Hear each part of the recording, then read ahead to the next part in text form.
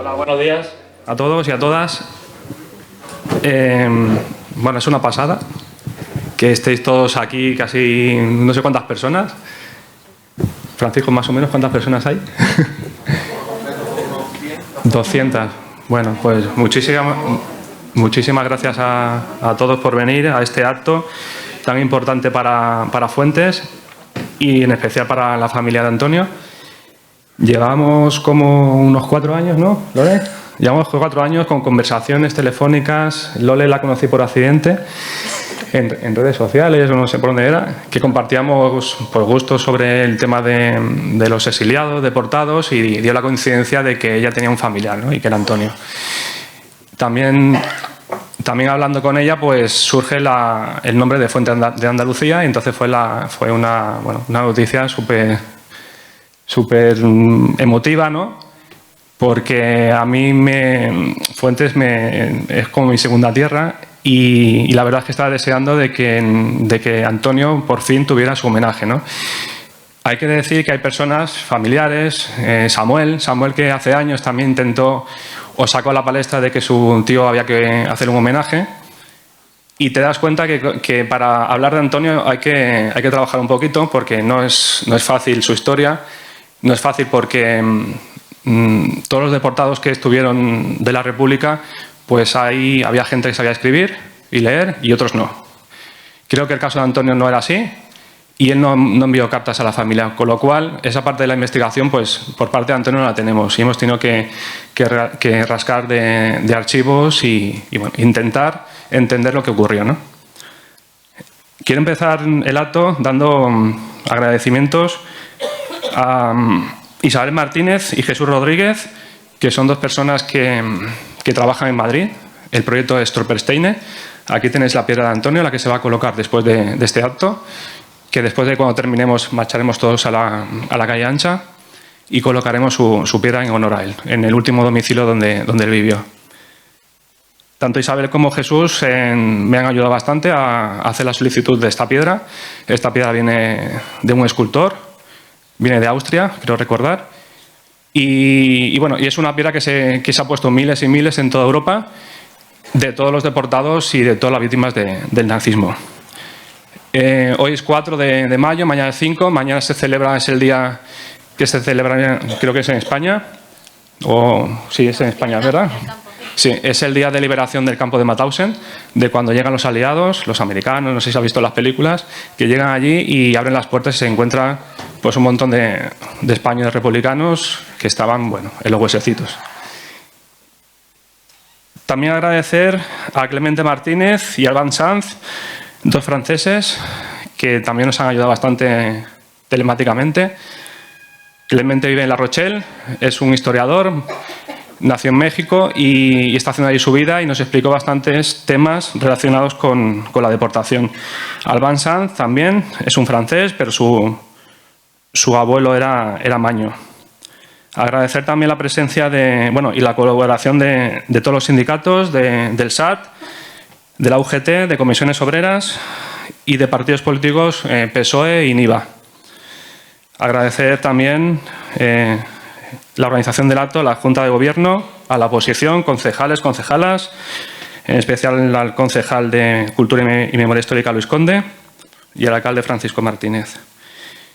Una mención también especial a Fernando Flores y Francis, que nos ayudaron a confeccionar el logotipo de la nueva asociación. Es un logotipo bastante emotivo, ya lo veréis, ya os lo enseñaré, y el significado del logotipo. También, como no, a todas las socias y socios de nuestra asociación. Ahora mismo creo que somos unos 20 registrados. Si algún familiar o en un futuro os apetece formar parte de esta asociación, pues están las puertas abiertas.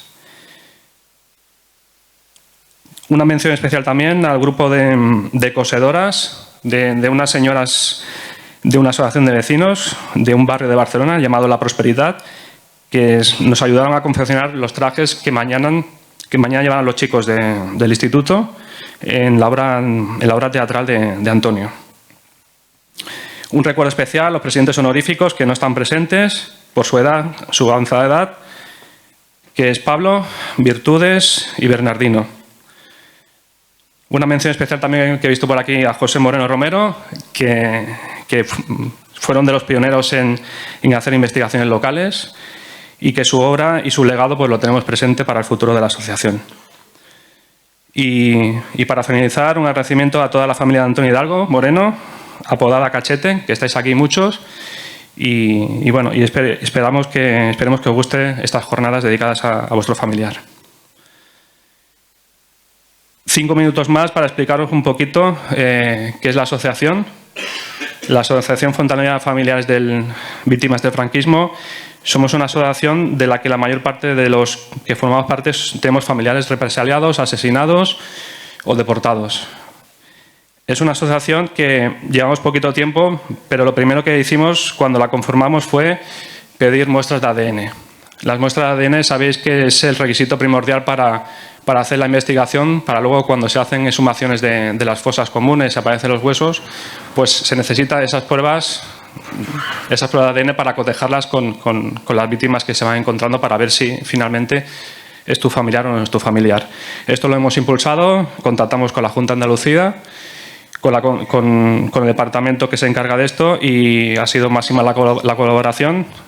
Y lo que hemos hecho pues enviar esos kits de muestra de ADN a cualquier familia que lo pedían. Vivían en Fuentes, en Valencia, en Madrid, en Barcelona, Hospitalet, Sant Boi. Y esto es lo que hemos hecho hasta ahora. Vale. También comentaros que estas pruebas de ADN terminan en un banco de ADN que está en la Universidad de Granada. Es un banco que es a larga duración el proyecto porque evidentemente las personas duramos lo que duramos y esperamos que vuestros hijos y los familiares que vengan pues tengan esas pruebas para seguir luchando por encontrar a sus familiares. También hicimos un acto en la Luisiana con alcaldía, con equipo de gobierno, asociaciones familiares.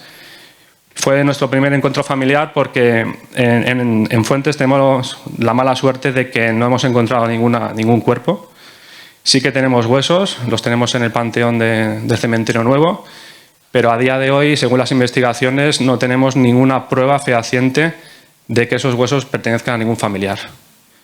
Es complicado la investigación porque son huesos que no están conformados en un cuerpo entero y nos dice la Administración que no nos puede garantizar de que ninguno de ellos sean familiares nuestros. Por lo que la asociación ahora está luchando de que en todas las fosas que están aún sin exhumar, que llevamos 80 y pico de años, en la Luisiana creo recordar que hay 3 o 4, y son fosas que también gente de la Luisiana están luchando para que el Gobierno de Andalucía invierta un presupuesto para la exhumación. Y bueno, y también comentar que Pepe me lo estaba recordando de que este no será el único acto que tendrá la asociación. Evidentemente seguiremos trabajando, cada año hablaremos de un familiar más. Hay cientos y cientos de casos de cosas muy particulares, no tiene nada que ver la historia de Antonio con otra persona o otra mujer, son muy diferentes. Hay maestros represaliados, depurados, hay familias que le incautaron bienes aquí en Fuentes. La misma Casa del Pueblo fue incautada por la dictadura. Y luego también pues iremos conversando con el resto de compañeros, de vecinos, de la otra asociación de memoria histórica que tenemos en Fuentes, con alcaldía, grupos políticos, para conformar también un espacio, esperemos que conformar un espacio donde podamos unir fuerzas y hacernos más fuertes para que la Junta de Andalucía invierta donde tenga que intervenir. También otros casos como el Tribunal de Orden Público, el TOP, en la que en la época de dictadura, no solo de la guerra, pues hubo unos 15 o 20 compañeros que también fueron represaliados y fueron encarcelados solo por su ideología política. Bueno, voy terminando porque el acto es largo. También tenemos a un ponente con gran experiencia en memoria histórica y no queremos robar mucho su tiempo. Yo voy a dar paso a Lole, que es familiar, es sobrina de Antonio Hidalgo Moreno. Está afincada en Premia de Mar. Es también regidora, creo saber, sí. Y bueno, y nos hemos venido de Barcelona. Ya notáis nuestro acento, ¿no? Vais a notar también su acento, que no tenemos acento andaluz, pero que sí que somos mitad de corazón andaluces, ¿no? Te doy paso, Lole, y explica tu periplo. Muy bien. Tu periplo, ¿vale? Venga, adelante. Hola, gracias. Yo soy Lole, me acaba de presentar Manu. No, bueno, quería dar las gracias, pero Manu ya da las gracias a todos. Yo en concreto voy a hablar sobre la historia de mi tío, la historia familiar. Pero sí que quiero agradecer pues, a toda la familia de Los Cachetes que hayan asistido hoy. Mi madre hoy estaría súper contenta y orgullosa de estar aquí y sobre todo de hacer honor y memoria pues, a su hermano que tanto tiempo llevó en su corazón. En el silencio de las sombras del pasado se esconde el eco de recuerdos que mi madre guardaba celosamente en su corazón. Nos hablaba, entre voz entrecortada, del hambre que devoraba en sus días en el pueblo y de cómo aquel lugar guardaba en sus calles los susurros de la tragedia que marcó su infancia. Su relato se entretegía con la memoria de un padre ausente, arrebatado por la violencia de aquellos que sembraron el dolor en su familia. La noche que se llevaron a mi abuelo, mi madre estaba sumida en un profundo sueño, ajena al tormento que se desencadenaba en su propio hogar. Siempre se le quedó en su corazón esa noche y siempre nos la contaba una y otra vez. Cuando finalmente abrió los ojos al día siguiente mi madre, el amargor de la tragedia impregnaba el aire y los sonidos de dolor y desesperación llenaba cada rincón en su casa, ya que todas las hermanas y mi abuela estaban llorando porque se habían llevado a mi abuelo en la noche y la única que no se había despertado fue mi madre y eso le causó un gran trauma porque nunca se pudo despedir de él. En un instante, en el mundo de mi madre se desmoronó y se vio envuelta en una realidad marcada por la pérdida y el sufrimiento. El contraste entre la paz de su sueño y el caos que la esperaba al despertar resalta la brutalidad de aquel momento y la profunda cicatriz que dejó en su corazón. Nuestra infancia fue enriquecida por las historias que mi madre compartía con nosotras en casa. Ella hacía como un caleidoscopio de vivencias que abarcaban tanto momentos de alegría como de adversidades de su juventud. Siempre dijo que había conocido el hambre de todas sus formas. Para comprender plenamente la historia de mi tío, es esencial sumergirse en los relatos que ella nos transmitía con tanto cariño. Ella, mi madre, es el puente que une los recuerdos, guiándonos con amor a través de un pasado donde, a pesar de la tragedia, de la injusticia, encontramos lecciones de resiliencia y esperanza.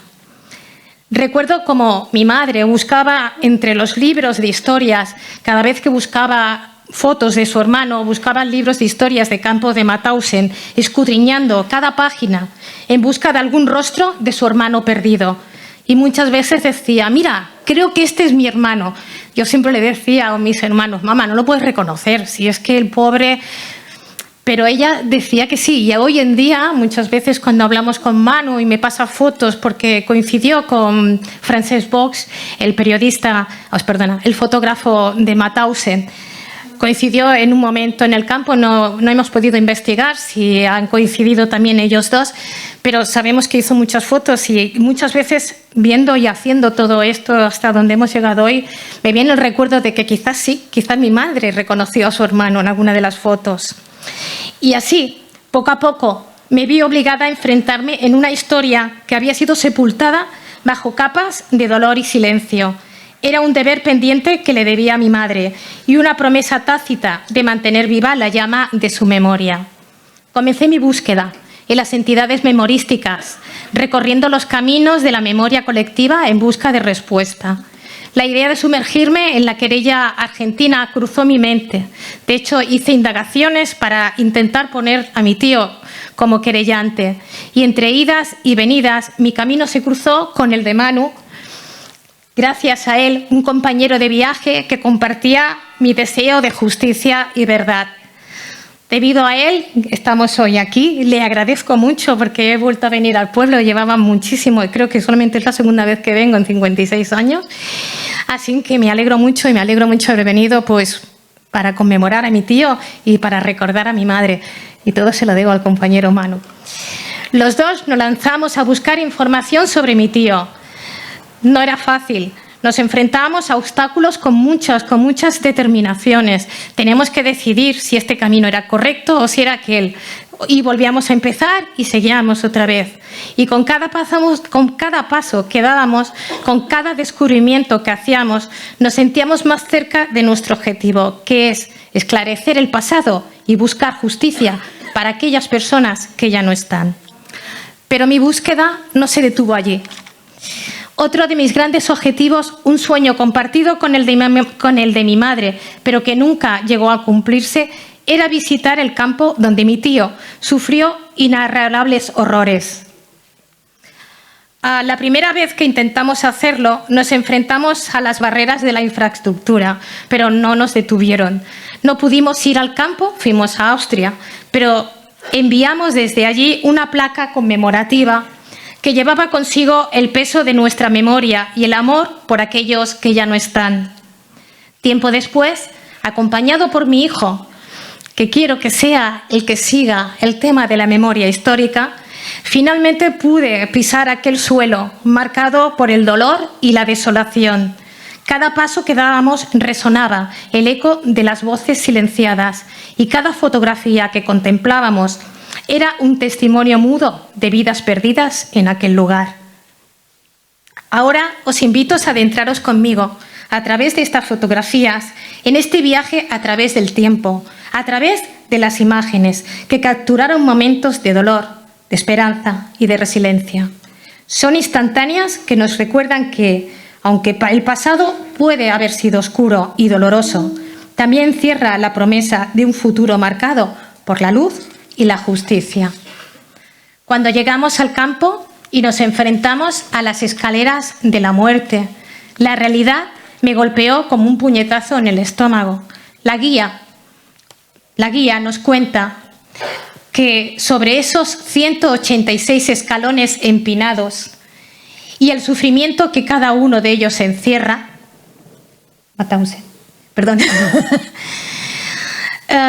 pero lo que me dejó sin aliento es cuando menciona que cuando mi tío llegó al campo, estas escaleras todavía no existían. En su lugar, los prisioneros tenían que subir y bajar las montañas con piedras de granito a sus espaldas. Mi tío fue uno de los que empezaron a hacer los escalones de las escaleras.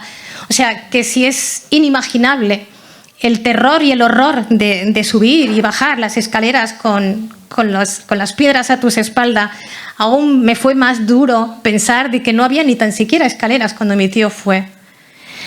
Intento imaginar el tormento de aquellos hombres luchando contra la gravedad y contra el agotamiento, con cada paso arrastrando el peso de su propia condena, la imagen de sus cuerpos maltrechos, el eco de los gemidos de dolor resonando en el silencio desolado de la montaña. Se grabó en mi mente como una cicatriz imborrable. En un recordatorio brutal del sufrimiento inimaginable que soportaron, una muestra palpable del horror que se vivió en este lugar. Y aunque las escaleras de la muerte hoy solo sean un monumento en memoria de aquellos que perecieron, su presencia sigue siendo una prueba más contundente del sufrimiento humano en su forma más cruda y despiadada. Recuerdo claramente también mi primer pensamiento cuando fui al campo, que era: quería seguir los pasos que mi tío había hecho, es decir, caminar de Mauthausen a Gusen, como él había hecho día tras día. Pero pronto me enfrenté a la realidad. La distancia era insuperable de un campo a otro y la imposibilidad de replicar su camino en un tiempo razonable fue imposible. Así que fuimos a Gusen, pero en transporte. Bueno, cuando pongas Gusen, es que quería explicar una cosa de Gusen. Gusen. Perdón. Bueno, estas son historias del campo. Aquí vemos en este lado, ¿puedes poner un poco la parte de atrás, por favor? La fotografía de atrás. Esto es que todo el campo a mí me impresionó mucho. También teníamos una guía que nos lo explicó todo y todo era todo. Esta era la parte de fuera del campo, estaba al lado del campo. Esto eran las pistas de fútbol. Y aquí, estaba la enfermería, que era donde estaban las víctimas, los prisioneros que estaban peor. Tenían tales enfermedades que cuando llegaron las tropas americanas a liberar el campo, no se salvó casi nadie de ellos, y a todos los muertos los obligaron a enterrarlo en el campo de fútbol. O sea, era tan inhumano que al lado del campo tenían una piscina también, el campo de fútbol y una piscina, mientras estaban sufriendo lo que sufrían dentro. Pero es que este campo de fútbol, también lo que nos contó la guía, es que venían gente de todos los sitios, o sea, era internacionalmente conocido, venían periodistas, o sea, no era un secreto, no era un secreto. Entonces, en Gusen me encontré, cuando ya llegué a Gusen, me está buscando, me encontré con un paisaje desolador. Estas son las escaleras de la muerte. Casi no quedaba nada del campo de exterminio. Para mí fue doloroso ver que no había nada en Gusen, muy pocas cosas, apenas unos vestigios que apenas podían sostenerse en el peso de la historia que encerraban. Lo poco que se conservaba, hago un inciso aquí, este es el camino de Mauthausen a Gusen, y aquí un escultor hizo el camino de la muerte con calaveras a su camino.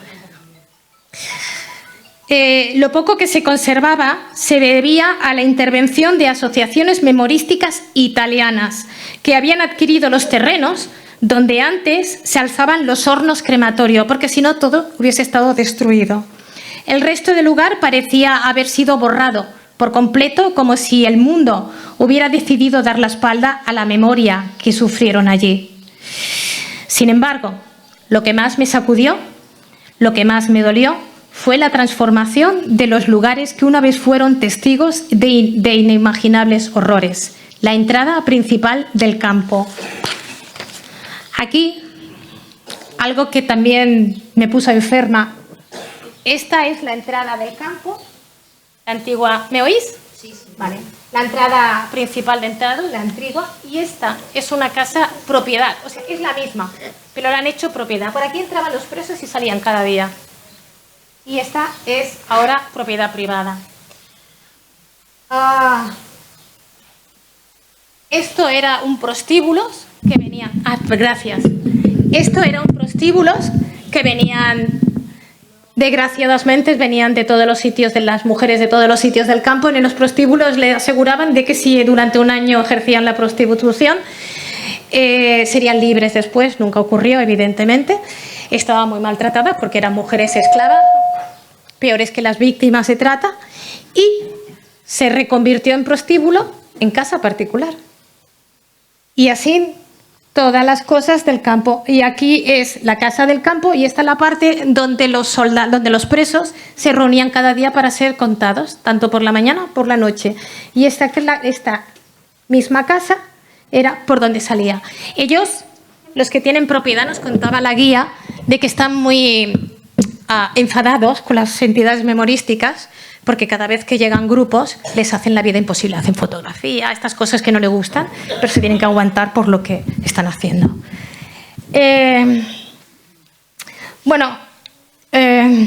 La entrada del principal del campo, por donde mi tío y miles más entraran con miedo en el corazón, era ahora propiedad privada. Un triste recordatorio cómo el paso del tiempo pudo borrar incluso las huellas más profundas de su sufrimiento humano. Y lo que solía ser un lugar de tortura, el epicentro de tanto dolor y angustia, ahora albergaba una bodega. Una bodega como si la historia misma se burlara de la tragedia que allí se vivió. Es devastador pensar que en pleno siglo XXI aún haya quienes se nieguen en recordar, en enfrentarse a la verdad incómoda de nuestro pasado. La lucha por preservar la memoria de aquellos y aquellas personas que sufrieron en este lugar es una batalla desigual, marcada por la indiferencia y la negación. Y mientras el gobierno austriaco intenta adquirir ese terreno para mantener viva la memoria de las atrocidades que allí ocurrieron, los propietarios se aferran a su propiedad, cerrando los ojos ante el dolor y el sufrimiento que aún impregna cada rincón de este lugar maldito. Es una tragedia que se repite una y otra vez. Una herida abierta en el corazón de la humanidad que se niega a cicatrizar. Para concluir, quisiera expresar mi profundo agradecimiento a la dirección del campo por su inquebrantable disponibilidad y la atención en todo momento, en un contexto donde la burocracia y la indiferencia suelen ser la norma. Su compromiso con preservar la memoria de los que sufrieron en ese lugar es verdaderamente notable.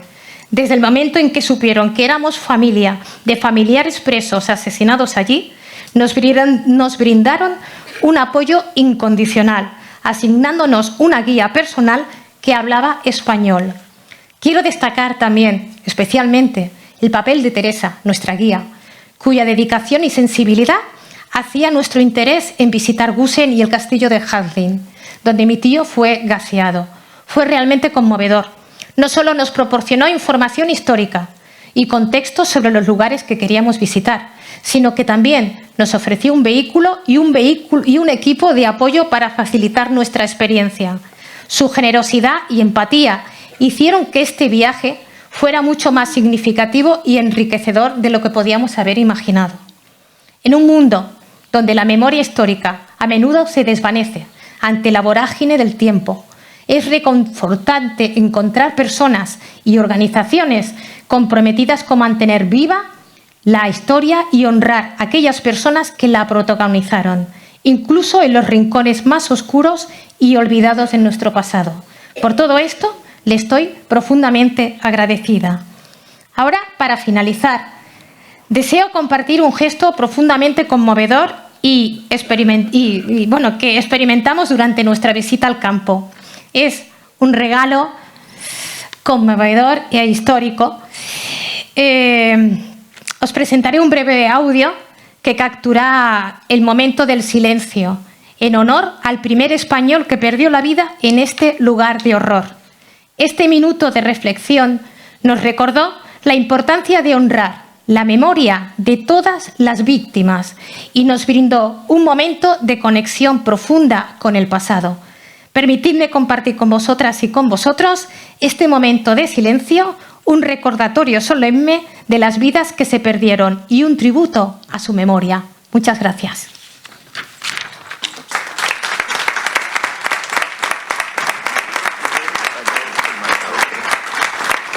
Que se llamaba Marfil Escabona y era de Marbella. Y entonces se nos ocurrió pedir hacer un minuto de silencio, cosa rara que en ningún campo de concentración, creo, se hizo nada más que en Mauthausen. Y aquello fue muy emocionante, porque no lo concedieron. Y los alemanes decían minutos de silencio, pues vaya minutos de silencio que tendrán que hacer. Yo creo que es lo que ellos pensaban. Y fue muy emocionante aquel minuto de silencio, porque todos formados bajo el mando de uno de nuestros compañeros, que era maestro de escuela de Zaragoza. Y entonces el muchacho este salió de la fila, se puso delante de nosotros y dijo: hoy ha muerto el primer español en Mauthausen. Vamos a guardar un minuto de silencio. Cuando yo diga fuera gorros, todo el mundo se descubrirá. Y efectivamente, así fue. Los SS que estaban ahí quedaron un poco sorprendidos de este gesto de solidaridad. Pero era importantísimo, porque poco más o menos se inició la solidaridad en el campo, que era la chispa, que era la primera luz pequeñita de solidaridad en el campo. Pues este ha sido el audio que hemos escuchado del primer español muerto en Mauthausen, y si os parece bien podríamos hacer un minuto de silencio, no solo por la conmemoración de mi tío Antonio Hidalgo Moreno, sino de todas aquellas personas que murieron en busca de la libertad y por los valores republicanos. Gracias.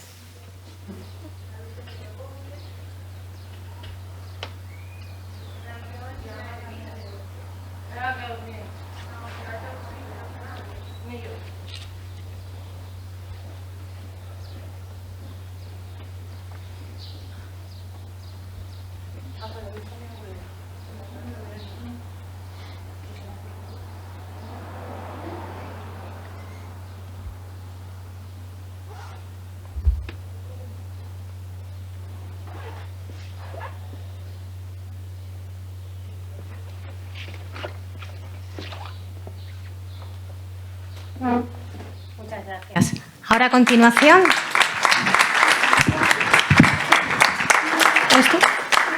continuación, Manu nos explicará las historias por las que ha tenido que pasar mi tío desde que salió de aquí, de lo que es España, hasta que llegó, bueno, toda la historia que hemos podido ir asimilando. Gracias. Manu. Os quería explicar un poquito la simbología de cosas que veis, símbolos. Aquí tenemos una matrícula que está representada mañana en uno de los trajes que llevarán los alumnos del Instituto de Aladicerro y Florindo. Es la matrícula que supongo que la conocéis cuando escribís cartas. Bueno, antiguamente se escribía cartas, que es el código postal de Fuentes, ¿no? Este código postal hoy está presente en la memoria de todos los españoles que estuvieron deportados en estos campos. Veis también un símbolo de un triángulo azul, que no ha llegado para todos, pero esto lo hemos hecho pues para acompañar también hoy más, aparte de la presencia del código postal, pues la presencia de todos nosotros que estamos hoy acompañando su memoria. Estamos rescatando su memoria porque nunca pudo ser enterrado ni él, ni miles de deportados, ni tampoco los asesinados que tenemos hoy en día en fosas que no sabemos dónde están. Aquí lo que veis en el fondo, que Lole sí que ha explicado bien su visita allí a Mauthausen, es un detalle que me tocaba decir a ti, Lole, que es que allí en Mauthausen hay unas placas con los nombres de todos los asesinados por los nazis, que son muchísimos. Ángel se conoce todas las cifras que luego os explicará, y aquí concretamente ella estaba señalando con el dedo pues el nombre de Antonio Hidalgo. Intentaré ser breve porque ahora lo que viene es un poco de investigación. Yo la verdad es que no soy historiador, sí que soy un culo inquieto en tema de memoria histórica y me gusta mucho la historia, y os voy a explicar en poquito tiempo las investigaciones que hemos hecho sobre Antonio. Esta fotografía ya la ha puesto Lole, que es toda su familia. Esta es tu madre, ¿verdad, Lole? Os parecéis bastante. Esta es tu madre. Bueno, tu abuela, todos los hermanos, Antonio, los nombres no lo sé, pero me voy a quedar con dos personas, que es Antonio y su hermano. Del padre de ellos no tenemos fotografías, no sé si algún familiar puede que tenga alguna escondida, perdida, ¿no? ¿Vale? Por eso no hemos puesto foto del padre, pero la historia empieza con el padre. José Hidalgo Guerrero fue fusilado el día 3 de septiembre de 36 aquí en Fuentes, con 48 años, junto a las decenas de fontaneros y fontaneras que asesinaron los golpistas. José Hidalgo, pues fueron los falangistas a por él, y por testimonios familiares nos cuenta que José fue muerto a culatazos cuando lo iban a fusilar y le arrancó de un bocado a una oreja del falangista que lo quería esposar. Tanto Antonio como su hermano Sebastián escaparon de Fuentes porque un primo de ambos los iba a delatar como republicanos. Estos son testimonios familiares. Estos chivatazos, o de alguna manera, esto es usual en todas las guerras, no solo en Fuentes. En todos los conflictos bélicos, sobre todo una guerra civil fraternal y tan cruel como la española, pues son cosas que esto pasaba, ¿no? Esta fotografía es de Sebastián Hidalgo Moreno. Veis que su cara, su rostro es más mayor que Antonio. Antonio murió muy jovencito. Aquí tenía unos 50 y algo de años o 40. Él no lo mataron en la guerra, sobrevivió. Lo que pasa es que murió muy joven, pues enfermedades que tenía, y no sé, pensamos que también podía ser pues consecuencia de eso, ¿no? Del hambre, de la hambruna, el no tener sanidad en ese momento donde estuviera recluido, ¿no? En los archivos militares, que esta información es pública, todo el que esté interesado y quiera seguir investigando, pues las puertas están abiertas. Siempre aparecerá un nuevo documento. Nos dice que Sebastián, su hermano, era Fuentes de Andalucía. Esto es un documento de los militares franquistas, ellos lo escribirán todo. Fue un miliciano de una brigada mixta, de la número 35, y pone aquí que era afiliado a la UGT. Yo todos los datos que tenemos aquí, que vamos a mostrar, no podemos decir con seguridad que son, porque esto lo escribía el bando ganador, eran los mismos franquistas. Podría ser que fuera la UGT, podría ser que fuera de la CNT, del PSOE. Esto es una ficha que encontramos donde pone Antonio Hidalgo Moreno, Hidalgo Moreno es un nombre muy común, igual que todos los que veis ahí. No tenemos DNIs, en aquella época no se utilizaba DNI y nosotros podemos considerar que este era Antonio, pero tampoco lo sabemos con certeza. Hay indicios que nos pueden decir que sí, que se puede aproximar a su figura porque era un miliciano que el 3 de noviembre del 36, al escapar de Fuentes, pues, en el Hospital Militar de Carabanchel en Madrid, pues ingresan a un miliciano del batallón Triana, llamado Antonio Hidalgo Moreno, herido de metralla en el vientre. Lo podéis leer aquí. Esto es otro documento del archivo ruso de las brigadas. Cuando los nazis caen y Rusia entra, ellos incautan un montón de documentación de los nazis. Y estos documentos se llama archivo ruso y aquí nos dicen que un Antonio Hidalgo Moreno perteneció a la Brigada Internacional Móvil, a la número 11. Las brigadas internacionales, no sé si algunos sabéis lo que fueron, eran personas de otros países que eran antifascistas y por ideología venían a España a luchar y ayudar al bando republicano. Esta chava que llevo, esta estrella, representa un poquito a ese movimiento, a las brigadas internacionales. Aquí también nos dice que un Antonio Hidalgo Moreno, el 17/7 del 37, fue herido en un pueblo, en Quijorna, en la batalla de Brunete. Esto lo he puesto porque en el primer documento habla de que Antonio perteneció al batallón de Triana. Batallón de Triana hemos encontrado que había gente en Cartagena, Murcia, y también había un batallón de Triana en Andalucía. Y hemos encontrado de que este señor, era un comisario político de un cargo bastante alto dentro del gobierno del Ejército de la República, y nos dice, con este dato, que es el que yo cogí, que en septiembre de 36 se incorporó en el cuartel de la montaña al batallón Triana de voluntarios andaluces organizado por el 5º Regimiento. Entonces aquí sacamos un índice que el batallón Triana eran andaluces. En otro documento que os he comentado, pues Antonio perteneció al batallón de Triana. Posiblemente pueda ser. Os quiero también decir que cuando te pones a investigar pierdes muchísimo el tiempo. Entre que pierdes archivos a registro militar, te lo envías la petición, tardan 4 o 5 meses en contestarte, pues tenían cosas como esto, ¿no? Otro Antonio Hidalgo Moreno, pero que este señor era de Almería. Esto es una orden de expulsión del gobierno de Francia en el año 34. También iban españoles antes de la guerra a Francia a trabajar y a buscarse la vida, ¿no? O sea, igual que ahora, ¿no? Esto representa una parte de Francia, ¿vale? Os quiero explicar que cuando ya caen los republicanos, se van todos hacia la última zona que aún estaba aguantando, que era Cataluña. Algunos reductos en Madrid, pero en Cataluña fue lo último, ¿no? Entonces, por los Pirineos pasaron miles y miles de españoles huyendo de caer en armas y ser asesinados por los franquistas, y lo primero que hacen es pasar los Pirineos a pie. Habéis visto muchas películas, vídeos, etcétera, y ellos lo primero que hacen es llegar a esta zona de aquí. Esta es la zona de la playa.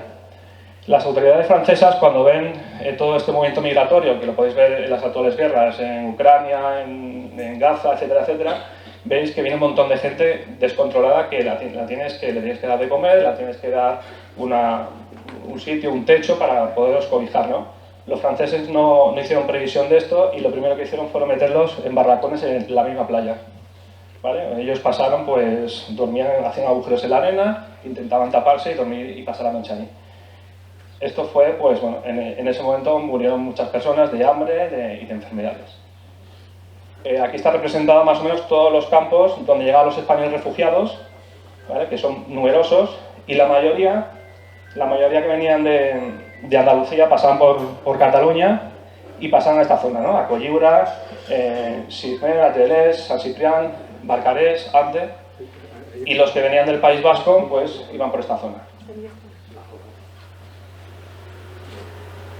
Aquí os quiero explicar, bueno, no voy a dar la chapa con esto, porque es un tema bastante extenso. Estos españoles, cuando llegaban a la playa y estaban un tiempo allí, pues los franceses le dijeron, mira, tenéis 2 opciones. Los nazis se están poniendo fuertes y nos van a meter en guerra. O bien os apuntáis en una compañía de trabajadores, o bien os alistáis al ejército en la legión, ¿no? La mayoría de españoles, teniendo penurias en el campo de concentración que apenas comían, pues aquí posiblemente le daban un poquito mejor de comer y alguna asignación económica, ¿no? Tenía un poco más de libertad. Entonces la mayoría se alistaban a estas compañías. Antonio se alistó a la 29. Y estos datos sí que son verídicos porque la documentación sí que es bastante exacta. ¿Vale?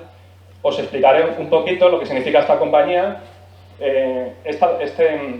O sea, lo que hacía esta compañía o el recorrido que tuvo aparece en un libro, en un libro de edición francesa que me mandaron hace unos meses.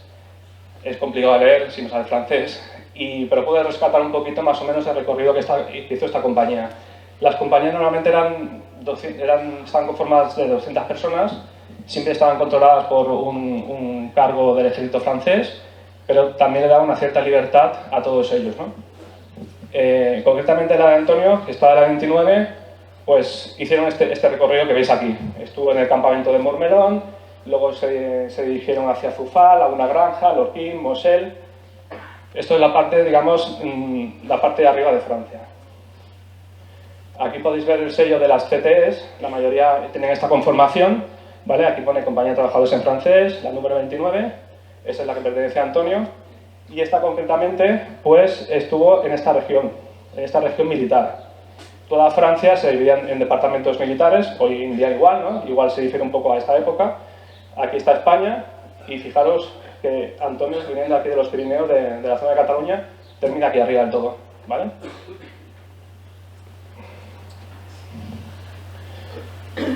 Este es el primer punto que llega a Antonio. No sabemos exactamente de qué campo de concentración venía. Tenemos indicios que podía ser el de Barcarès o el de Agde, por cartas de los mismos compañeros que tenían allí, que enviaban a las familias, o bien pidiendo que México les acogiera.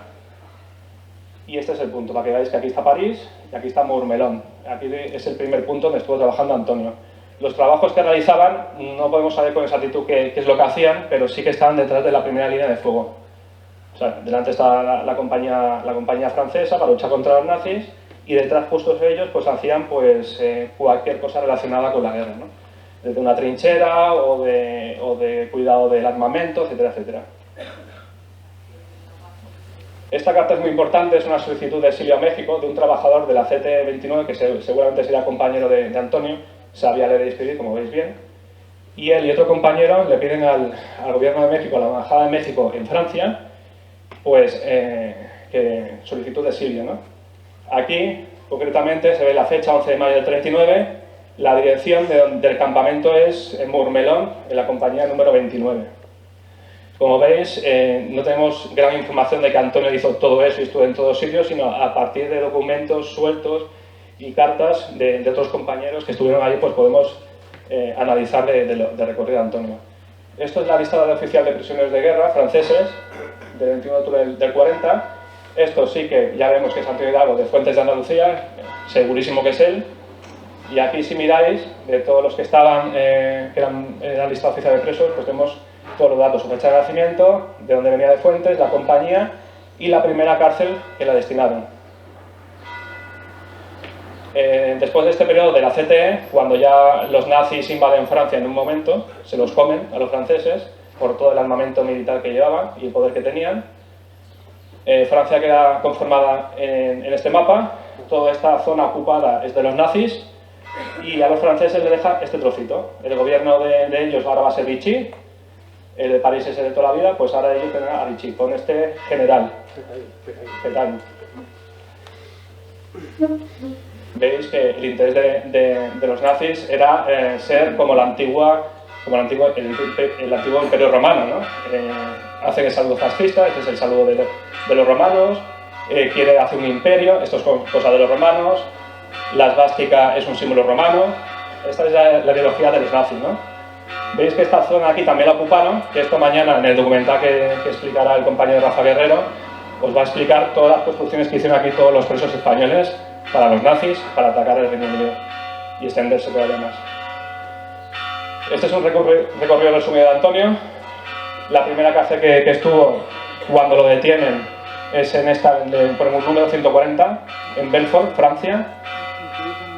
De aquí pasa a una segunda cárcel, que esto ya es en Alemania, ¿vale? Que es Bad Fallingbostel. Y luego pues, pasa a campo de concentración en Mauthausen. Estas son las primeras cárceles, es decir, ya cuando los nazis entran, pues apresan a todo el mundo, ¿no? Tanto franceses, españoles, polacos, rumanos, etcétera, etcétera. Y los destinan en todas estas cárceles que veis aquí, en Francia. Esta fue, digamos, la primera detención que tienen todos ellos. Hay un artículo muy importante, que es el artículo 13 de la Convención de Ginebra, que parece que no hay leyes en una guerra, pero sí que hay. Cuando a ti te apresa el enemigo, hay una garantía, entre comillas, que te dice que está prohibido, o sea, que hay que preservar la vida de esa persona, no la puedes matar ni asesinar, ¿no? Quedaos con este detalle porque es bastante importante para lo que voy a explicar luego. Ramón Serrano Suñer, cuñado de Franco, cuñadísimo, fue nombrado por Franco ministro de la Gobernación, Asuntos Exteriores, ¿no? Como ministro del Exterior, y Serrano Suñer visita, en septiembre del año 40 en Berlín, visita a Hitler y a Hitler, ¿vale? Dijo que le encantaba el nazismo, que era una cosa muy buena para España y que lo quería desarrollar. Este es Serrano Suñer, él murió con 101 años, libre de cargos, de penas, no fue una monjita, o sea, una monjita, un ángel, ¿no? No mató a nadie, no hizo nada, fue un gran asesino, aunque no mató él, pero fue un gran asesino. Este es él, bajo la esvástica, el aguilucho, Hitler, el segundo de Hitler, y toda la comitiva de la SS. Los españoles terminaron en Mauthausen, o en los campos de concentración, gracias a este señor. O sea, él fue el artífice de que los españoles se quedaran sin patria. El artículo 13 que os he comentado, gracias a él se suprimió. Le preguntó Hitler, ¿qué hago con tus españoles? Porque consideraban que eran aliados los españoles, ¿no? Eran fascistas también. Y le dijo él, dice, haz lo que quieras porque son comunistas. Y un comunista en aquella época era la peste. Entonces quitó la Convención de Ginebra, el artículo 13, y lo declararon apátridas. Con eso los nazis pues tuvieron totalmente libertad de matarlos junto a los judíos, gitanos, homosexuales, etcétera, etcétera. Esta es la orden de la SS, a partir de esa reunión de este señor, que va allí, y aquí te dice, bueno, lo que os he explicado, ¿no? Que los españoles pierden la nacionalidad. Este es el recorrido que os he explicado, ¿vale? En la primera cárcel sale este listado de prisioneros de guerra, gracias a Serrano Suñer se declara apátrida, y luego de aquí ya vamos al abismo, vamos a cárceles ya de Alemania, y nos vamos acercando ya a la muerte, ¿no? Mauthausen y a Gusen y a Hartheim. Más o menos, si ponéis en el Google Maps, más o menos el recorrido que hizo Antonio desde la calle Sol número 9, la calle Ancha, hasta donde lo mataron, pues fue todo este recorrido más o menos, ¿vale? Donde estuvo trabajando, donde lo mandaron a la cárcel, luego a Alemania y finalmente aquí. Unos 4.000 kilómetros si vais en coche. Esto nos lo mandan en los archivos Arolsen, que son todas las fichas que tenían todos los presos en los campos de concentración, y esta es la ficha de Antonio.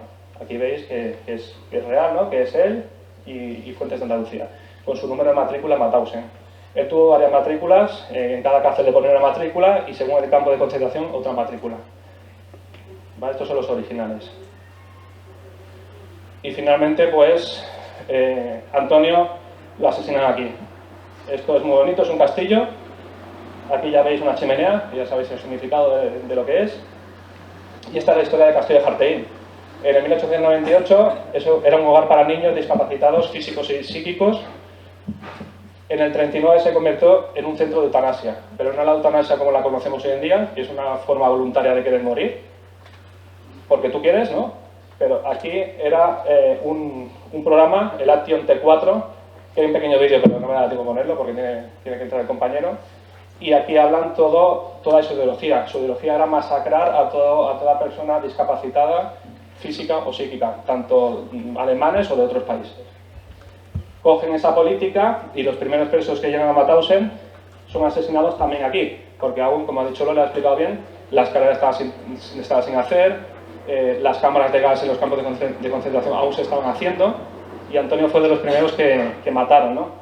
Y como no tenía esta mega estructura, pues lo llevan aquí, a matarlo junto al proyecto que ya existía en la Alemania. Hitler esto lo intentaba tapar mucho, nunca aparecía su nombre en los documentos, pero era el gran artífice de esta ideología, ¿no? Antonio es gaseado el 19 de diciembre del 41, a los 28 años, súper jovencito. Y un dato que os quedéis es que más de 70.000 víctimas de la Action T4, hubo otros proyectos de eutanasia, pero este fue de uno de ellos. Los nazis dicen que se ahorraron actualmente es 3.000 millones de dólares. Para ellos matar a la gente era ahorrar dinero. darle fortaleza a la economía de Alemania. Notificación de fallecimiento a su familia. Bueno, aquí te pone, estos son documentos que hace tiempo que ya lo hemos manejado todas las asociaciones. Es una carta que la manda a Dolores, a su madre, Dolores Moreno Sánchez, calle Sol, número 9, Fuentes de Andalucía, la notificación de su muerte. Esto que ves aquí, que pone inicio de trámites pensión CEDIP. La CEDIP era una organización de supervivientes de Mauthausen, que ya en Francia se organizaron de una manera para defender, o sea, para pedir pensiones a los familiares, ¿no? La CEDIP está mayoritariamente formada por anarcosindicalistas, CNT y socialistas PSOE. Con los comunistas parece que no se va muy bien y aquí no participaron. Aquí, estos son las cartas, estos son del archivo de la CEDIP, son un archivo que la CEDIP en Francia cedió al gobierno español hace unos años, y aquí está toda la correspondencia que se mantuvo con Dolores, con su madre. Veis ahí la calle Baeza, creo que luego cambió de domicilio, y aquí pues una serie de comunicaciones que el resumen que os hago es que pues se cartearon bastante, ¿no? Veis ahí todas las cartas con José Rodés, que era el secretario de la CEDIP, el encargado de las pensiones, y aquí os lo explico, ¿vale? Pero aquí dice, cuidado, tiene 6 hijos. Claro, si tienes 6 hijos, pues se supone que los 6 hijos te tienen que mantener, ¿no? Y entonces hubo ahí un poco de espera en que finalmente esa pensión llegara a Dolores. Finalmente le llega a Dolores, no sé exactamente qué cantidad es, hay otro documento pero él no lo he traído, pero en resumen nos dice todo el mundo de que esa pensión era miseria, en el sentido que más o menos equivalente ahora sería unos 500 euros. Había gente, no solo, bueno, Antonio porque era joven, pero había gente que tenían propiedades, se las quitaron todas, sobre todo a judíos, y luego todos los años de sufrimiento desde que la familia no sabe que había fallecido y tal, o sea, pasan muchos años y finalmente esa pensión queda pues como un detalle, ¿no? Para ayudar un poco a Dolores. Aquí tengo un pequeño vídeo que quería llevar al finalizar, pero lo voy a dejar porque le da paso al compañero Ángel del Río. Ángel del Río lleva muchísimos años en este tema, trabajando. Es el delegado de Amical de Mauthausen. Amical de Mauthausen es una asociación fundada en Cataluña, Barcelona, ¿puede ser? ¿Barcelona? Son supervivientes de todo el holocausto nazi y se conformaron ahí y luego se extendieron y fueron conformando diferentes delegaciones. Y Ángel es el representante de todos ellos aquí en Andalucía. Le doy paso a Ángel.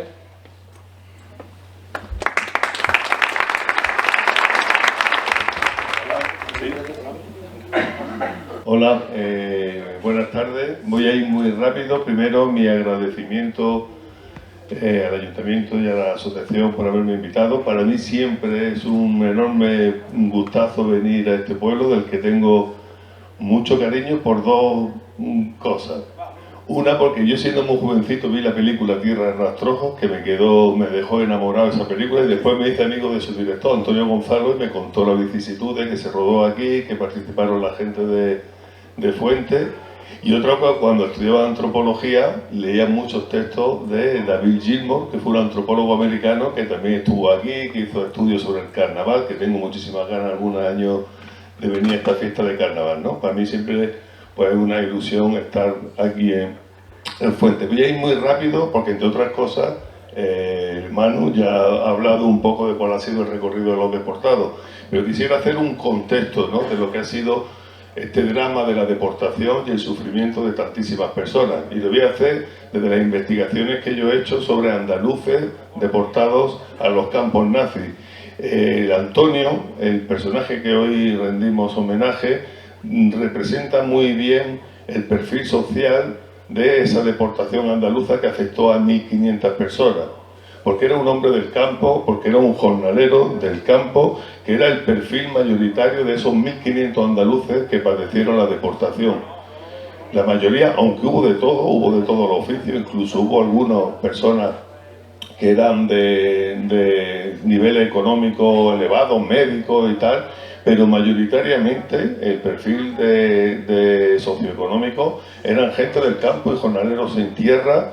Y ahí veis un mapa de Andalucía, yo no sé si lo veis bien, Pero muchas veces cuando yo se lo pongo a los alumnos me dicen, ¿por qué hay tan pocos sevillanos y gaditanos, que son las provincias más pobladas de Andalucía, con respecto a Almería, Granada, Córdoba o Málaga, de los que estuvieron en Mauthausen? Y la respuesta es fácil, porque estas provincias cayeron muy pronto en manos de los sublevados. Cuando se produce el golpe de Estado el 18 de julio, y además esta comarca incluso, que era muy combativa en los años de la República, existían movimientos obreros muy organizados, tanto Sevilla como Córdoba cayeron muy pronto en manos sublevadas. Entonces le dio poco tiempo a huir a la gente, y de hecho las matanzas y las masacres que se cometieron en estas provincias de Cádiz, de Sevilla, de la campiña cordobesa, pues son brutales, ¿no? La otra parte de Andalucía, que quedó bajo gobierno leal, dio pie a que muchos se pudieran incorporar a la milicia y al ejército republicano, que fueron mayoritariamente los que combatieron en distintos frentes hasta llegar al exilio francés, con lo que nos ha contado ya Manu, ¿no? O sea, hay que decir que mayoritariamente los que sufrieron la deportación fueron combatientes republicanos, fueron soldados de la República, aunque también hay civiles. Esta foto que veis, no sé si se ve bien, yo me imagino que es muy conocida. Es una foto que puede ser muy representativa de lo que es el siglo XX. Es el campo de Auschwitz, la metonimia del mal, la representación del mal absoluto. Un campo de exterminio donde llegan las vías del tren hasta la puerta. En este campo se exterminó 1 millón de personas. 1 millón de personas, mayoritariamente judíos y gitanos. Muchas veces cuando enseñamos la historia en la universidad, y como nos la han enseñado a nosotros, nos lo enseñan como si fuera un proceso evolutivo, que venimos de la barbarie hasta el progreso, vamos civilizándonos, ¿no? Pues con Auschwitz tocó fondo la humanidad. Jamás en la historia de la humanidad, jamás en la historia se había puesto la técnica, la burocracia y los adelantos científicos al servicio del exterminio de personas. Eso no había ocurrido nunca. Desde entonces, desde las ciencias sociales, desde la psicología, desde la sociología, la antropología, la historia, se trata de entender este fenómeno. Desde la religión, todos los papas van siempre a Auschwitz, se ponen ahí de rodillas y dicen, ¿dónde estaba Dios cuando ocurrió esto, no? ¿Cómo es posible que la humanidad haya generado este tipo de proceso para exterminar a tantísimos millones de personas? Siempre se ponen las cifras de 6 millones de judíos, pero también fueron 7 millones de prisioneros políticos, mayoritariamente polacos y rusos, que fueron exterminados en los campos, 500.000 de gitanos, 300.000 discapacitados físicos y psíquicos, decenas de miles de homosexuales, testigos de Jehová, indigentes, alcohólicos, prostitutas. Fueron un montón de colectivos que para esa ideología racista no cabían en este mundo, desde ese fanatismo racista, ¿no?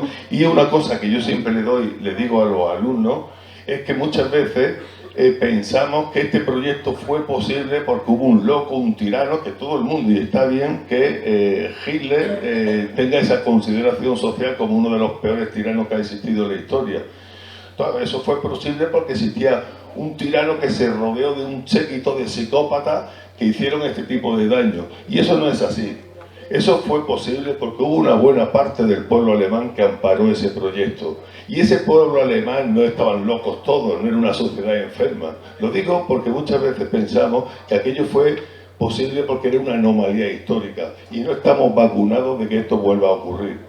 Este pueblo alemán, mayoritariamente con su intelectualidad, su comunidad científica y sobre todo con todas sus empresas capitalistas, hicieron posible que el fenómeno de exterminio fuera una realidad. Hitler, ¿verdad?, que llegó al poder con el 30 y poco por ciento de los votos, se dio un autogolpe de Estado, quemó el Reichstag, le echó la culpa a un joven comunista holandés. Los primeros perseguidos fueron los comunistas, después los socialdemócratas, los sindicalistas y después fueron los judíos, etcétera, ¿no?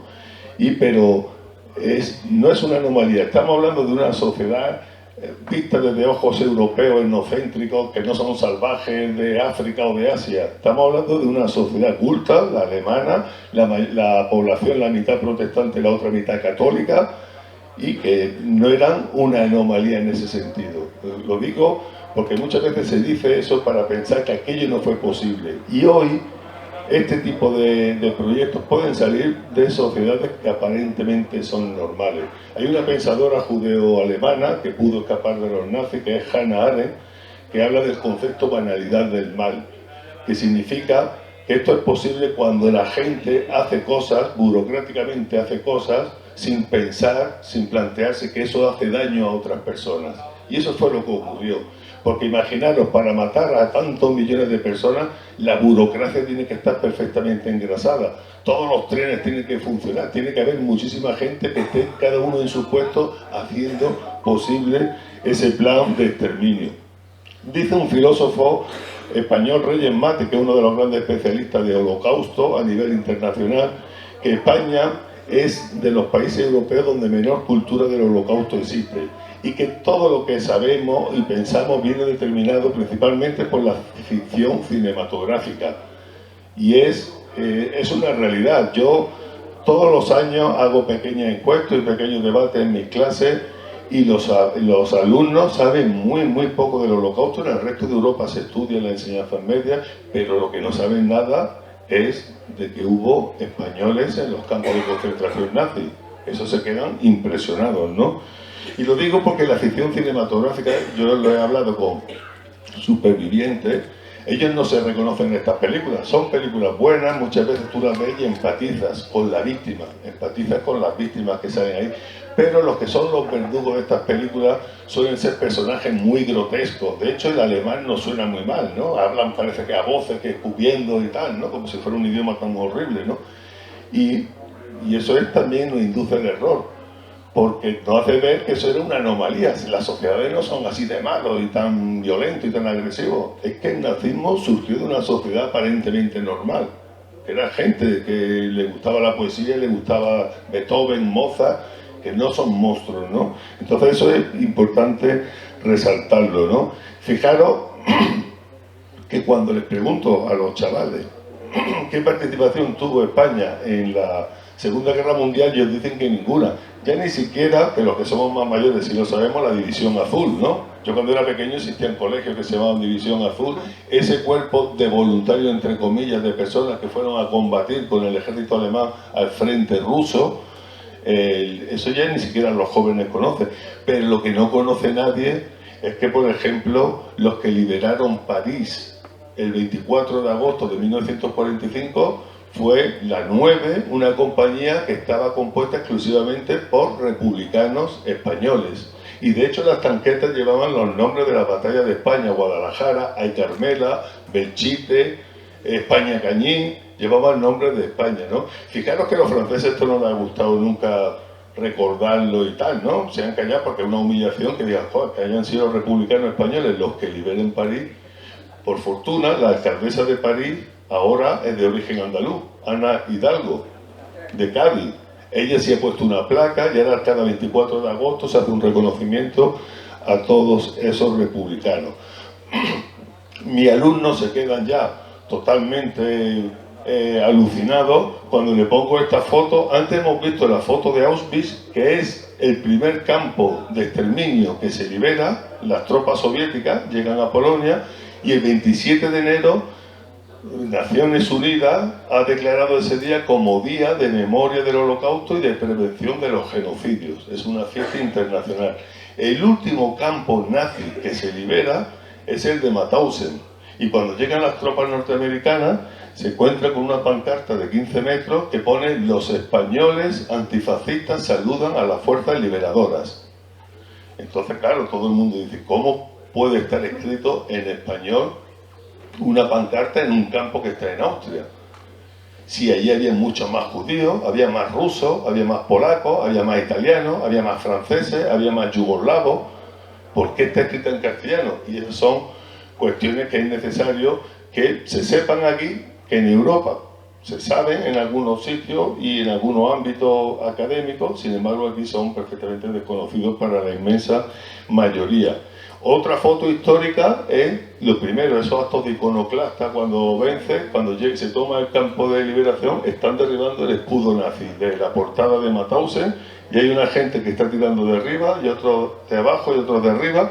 Pues entre ellos había varios republicanos y uno de ellos era mi amigo Juan Camacho de Almería, un almeriense, que aquí lo veis en Sevilla, ahí lo veis con el traje a rayas cuando se liberó, un almeriense y yo le decía a Juan, tuve oportunidad de estar con él mucho tiempo, de entrevistarlo para un documental que hicimos, para el libro, y le decía, hay que ver, Juan, que si tú en vez de ser español hubiera sido francés, belga, holandés, checo, húngaro, allí tendrías nombres de calle, te hubieran hecho películas, te hubieran hecho una estatua, hubieras sido reconocido y aquí no te conocen ni en tu pueblo, ¿no? Y eso es la triste realidad de que aquí todos estos homenajes y todos estos reconocimientos han llegado muy tarde. Y os digo más, él ha terminado sin hablaros de Francisco Boix. Francisco Boix era fotógrafo, un joven comunista, fotógrafo de oficio, antes de llegar a Mauthausen, y cuando llega a Mauthausen lo meten en el laboratorio de fotografía. Muchas de las fotos que habéis visto, que ha puesto Lore y que ha puesto él también, vienen de ese archivo fotográfico. De los campos de concentración no hay fotos, porque la destruyeron los nazis. Hay imágenes terribles cuando se liberan. Cuando se liberan los campos van con los cámaras británicos, los americanos y los rusos y van grabando esas imágenes que son horrorosas, que a mí no me gusta ponerlo, de montañas de cadáveres, de gente esquelética con piltrafa humana. Sin embargo, de Mauthausen existe un pedazo de archivo fotográfico porque los españoles robaron los negativos y un grupo con Francisco Boix y con un grupo de niños, que eran niños de 15 y 16 años, que no trabajaban dentro del campo, dormían allí, pero iban todos los días al pueblo de Mauthausen, que está a 5 kilómetros, porque ellos trabajaban en las casas de los oficiales, se llevaban los negativos y se los dieron a una mujer, Ana Puente, que fue la que los guardó.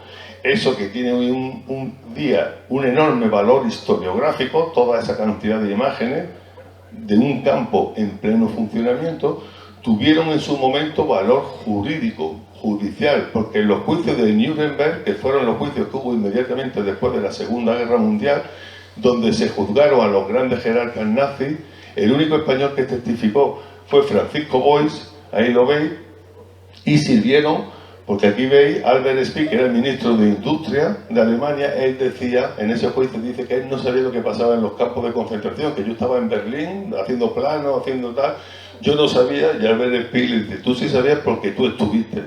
Y le enseñó la foto, tú estuviste y tú viste la cámara de gas y viste una chimenea que estaba escupiendo cenizas los 365 días del año y las 24 horas del día. Eso es imposible no olerlo, no verlo, etcétera, ¿no? Y las montañas y las piltrafas de personas, ¿no?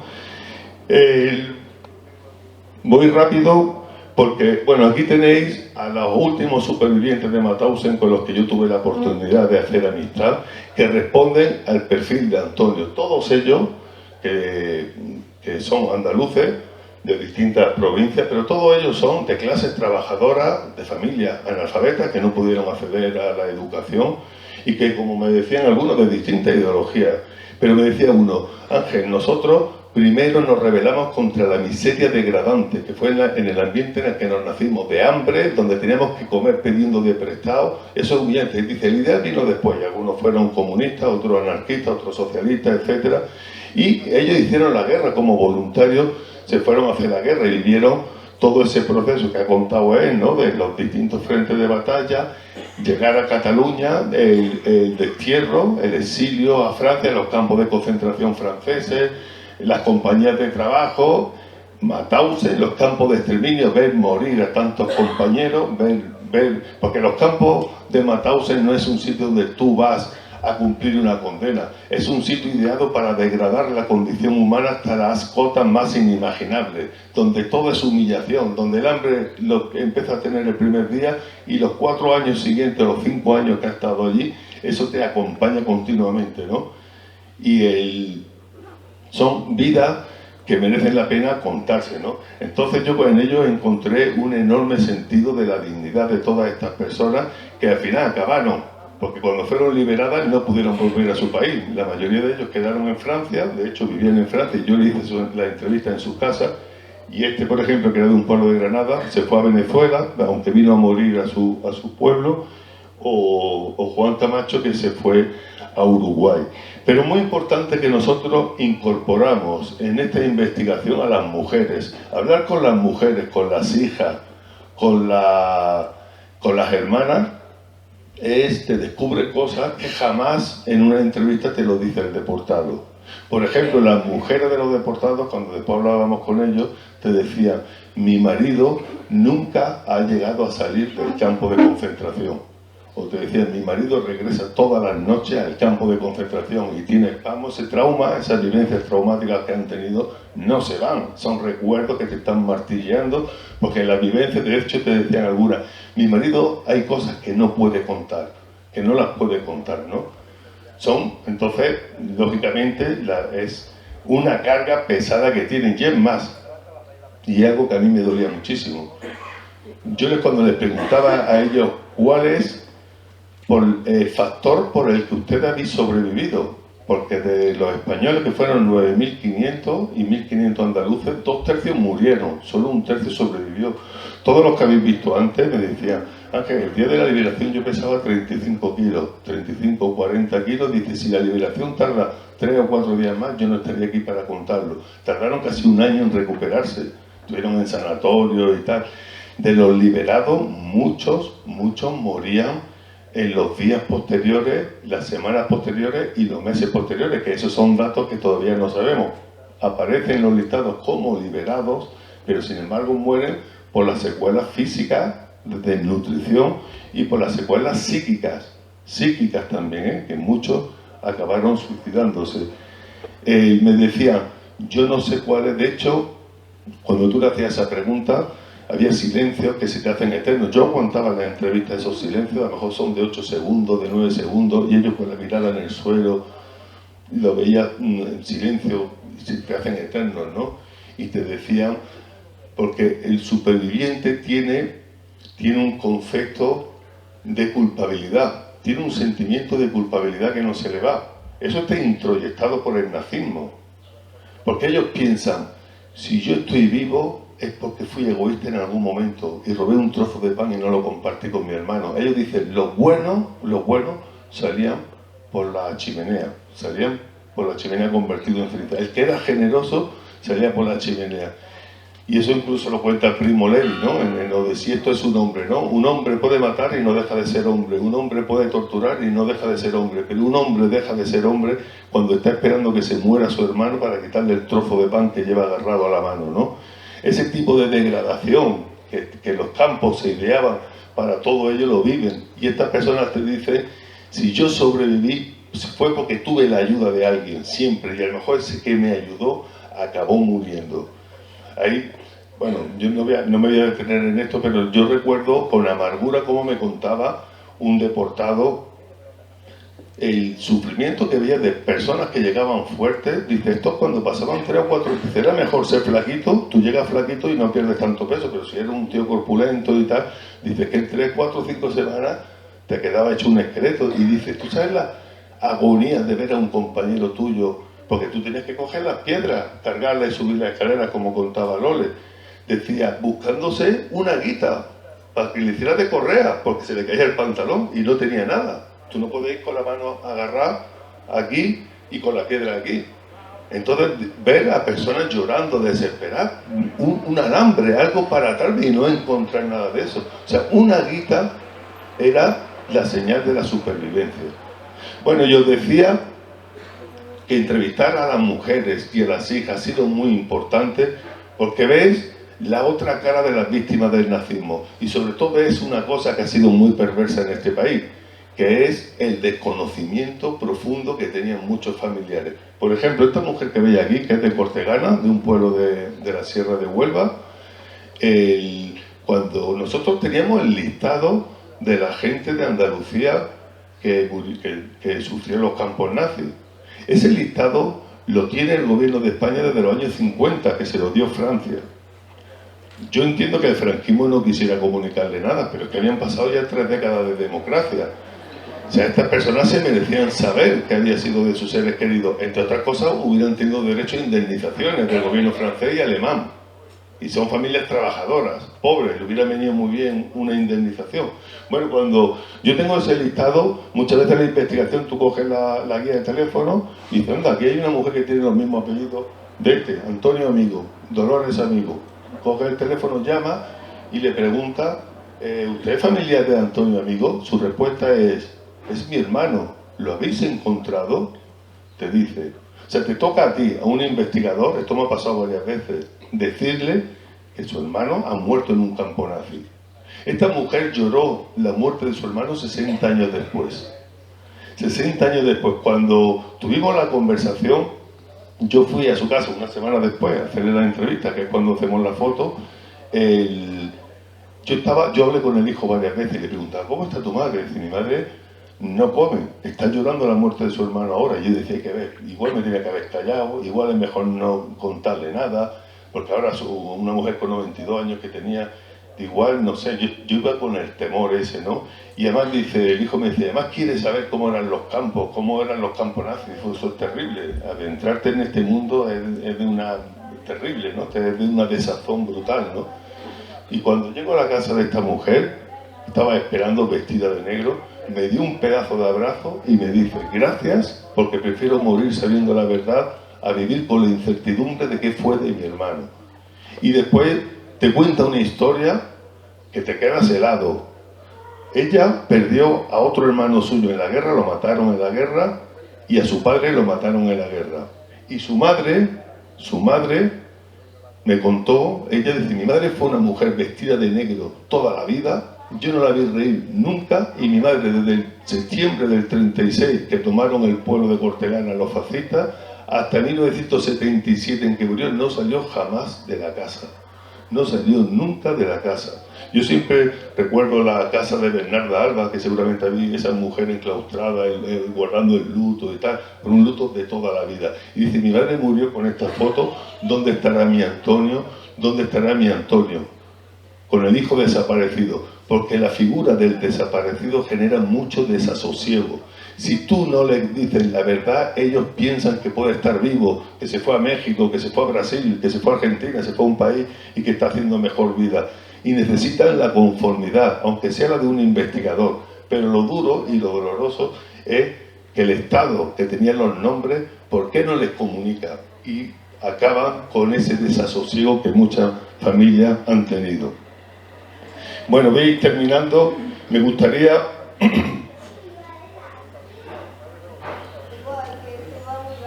Bueno, una de las cuestiones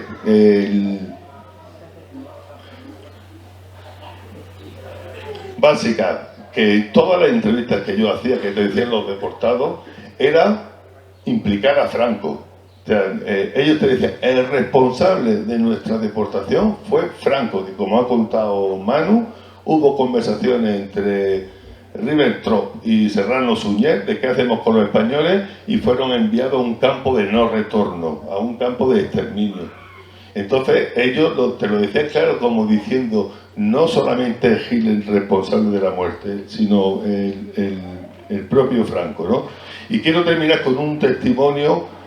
Bueno, este es el castillo de Harten, donde murió Antonio, que estamos homenajeando, que es como decía Manu, es un centro de eliminación de discapacitados físicos y psíquicos. Yo siempre les digo a mis alumnos, hay que ver el proyecto racista que supone el nazismo, ¿no?, de la raza aria, las primeras víctimas de esa locura racista, que además es pseudocientífica, porque las razas no existen, existe la raza humana, compartimos el 99,9% de los genes todos humanos, y las diferencias fenotípicas no implican que tú seas más listo o más tonto. O sea, nosotros somos de un sitio culturalmente, pero nada, la genética no nos hace más listos ni más tontos, ¿no?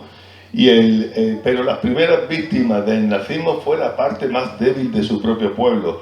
Fueron los que tenían discapacidad física o psíquica, los que tenían sordera hereditaria, los que tenían síndrome Down, los que tenían cualquier tipo de discapacidad, ¿no? Y a mí me llamó la atención, en este centro donde los españoles, murieron 500 españoles, nos mataron, asesinaron en cámara de gas, porque era un sitio también donde hacían experimentos médicos. Me llamaba la atención que un día, las primeras veces que yo fui a Harten, al castillo Harten, a Mauthausen, hay una sala donde están los nombres de 15.000 personas que murieron allí. Allí murieron muchas más, pero están 15.000 puestos. Y yo iba con uno que su padre murió aquí.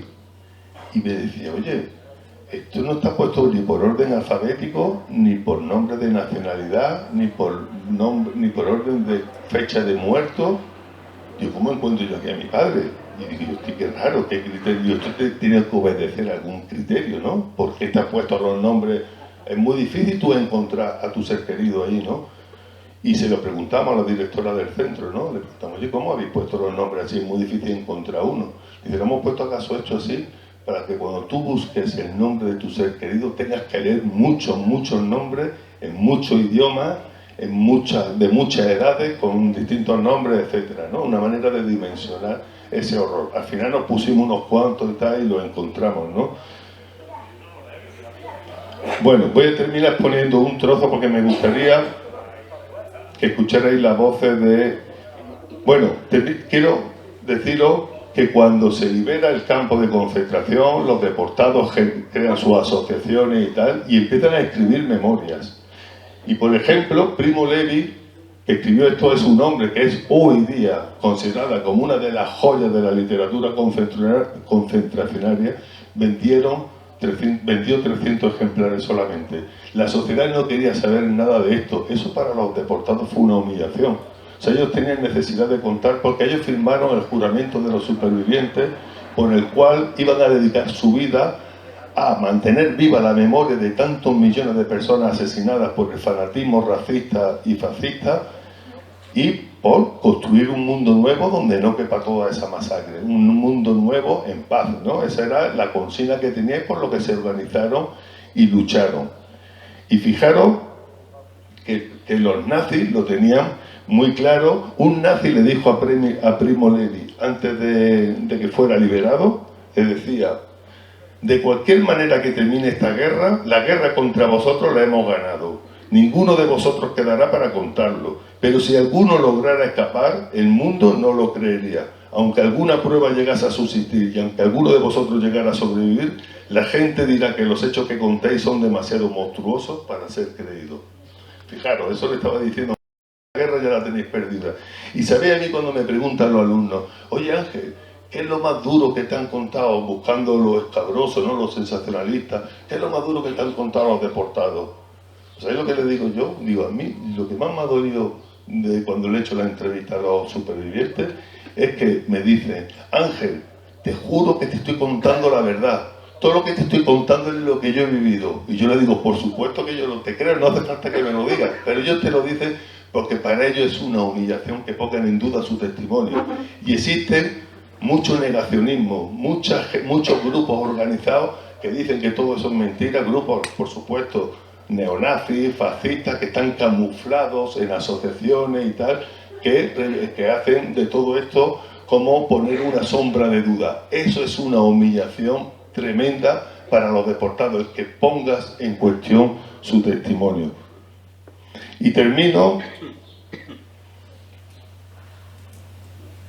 Bueno, esta foto yo creo que es interesante porque Mauthausen, que hoy día es un memorial donde existe un monumento de los españoles, que es el único monumento de todos los países de Europa que no depende del Estado español, porque lo hicieron los exiliados republicanos, y hay una sala de las banderas con todas las nacionalidades que hay de los pueblos de las naciones que estuvieron en Mauthausen. Yo creo que es el único sitio donde España debe estar representada por una bandera republicana, porque la que ondea allí en la sala de la bandera es la tricolor, no es la actual, ¿no?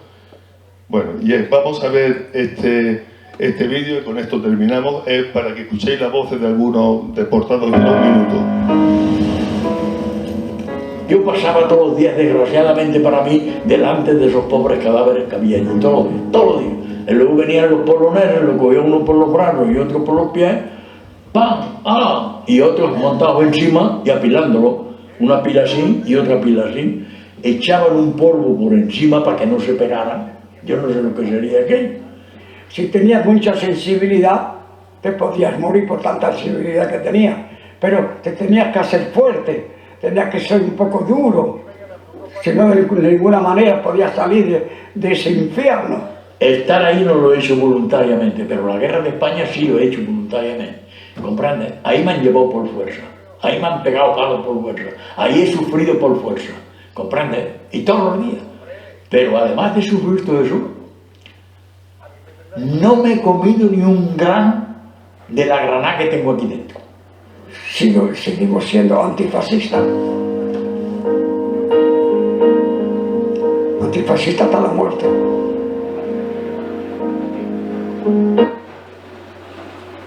Bueno, y termino, que Virgilio Peña ese que hablaba, que no me comí una granada aquí diciendo, porque es muy fácil perder la cabeza en un sitio como ese. De hecho, yo no juzgaría que una persona, ¿cómo íbamos a resistir nosotros allí, no?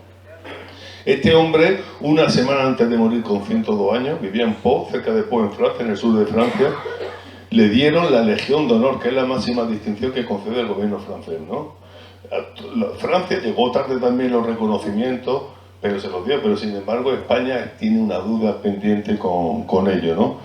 Y termino con esta foto que le hizo un sobrino de un deportado que murió también en el castillo de Jarten, que es de Cádiz, que era cuando el 60 aniversario de la liberación, ¿no? de Auschwitz, que dice, hay unos Auschwitz, pero no están en este. Como diciendo ya una cosa que los supervivientes nos decían, dice, lo que nosotros sufrimos tiene una lección para el presente y para el futuro. Es la lección de Auschwitz, la lección de Mauthausen es el nunca más. No permitamos que esto ocurra. No podemos permitir que esto vuelva a ocurrir. A ellos les indignaba el drama de los refugiados. Yo me decía, pues yo veo las imágenes de los refugiados sirios que le están pegando en Europa, que no los dejan entrar. Es decir, si nosotros estábamos así, nosotros cruzamos 500.000 españoles en la frontera y estamos iguales que ellos. Es que nos olvidamos muy pronto, ¿no? O lo que está ocurriendo ahora en Gaza, ¿no? Todos estos son horrores en el que tenemos que ponernos a pensar hasta qué punto esto tiene una pedagogía o no.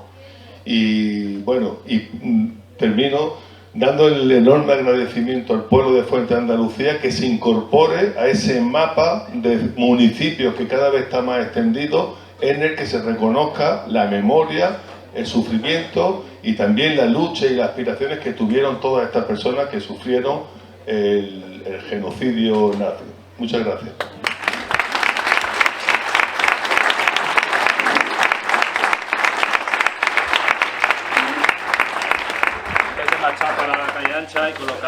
Y hacer homenaje ya con la colocación del Stolpersteiner, le queremos entregar a Ángel, por parte de nuestra asociación, un pequeño obsequio para que se acuerde de todos nosotros, los componentes de Fuente de Andalucía, sigan pensando en Fuente.